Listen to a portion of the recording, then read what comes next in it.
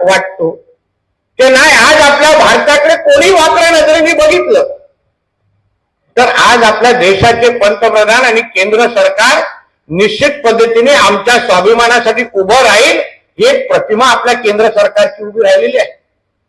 तुम्ही असंख्य वेळी जेव्हा 2014च्या अगोदर आपल्या इकडे बॉम्बस्फोट होणं, अतिरेक्या कारवाई होणं, हे एकदम बोलतो ना न्यू नॉर्मल ज्याला आपण म्हणतो, की बाबा आमच्या मुंबईमध्ये ट्रेनमध्ये बॉम्बलास्ट झाले तर लगेच आमची मुंबई 24 तासामध्ये उभी राहायची, त्याचं कौतुक व्हायचं आणि लोक आपल्या आपल्या नोकरीवर निघून जायचे. आपल्याला वाटत ठीक आहे बॉम्बलास्ट झाला ना, ठीक आहे रे, इथे रोजचे वाच आहे असं म्हणून आपण पुढे जायचं.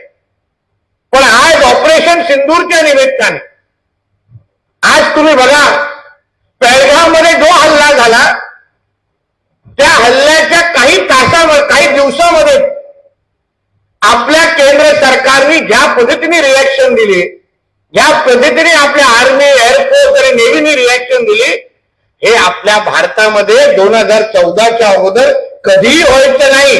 हे बदललेल्या भारताचं उत्तम उदाहरण आहे.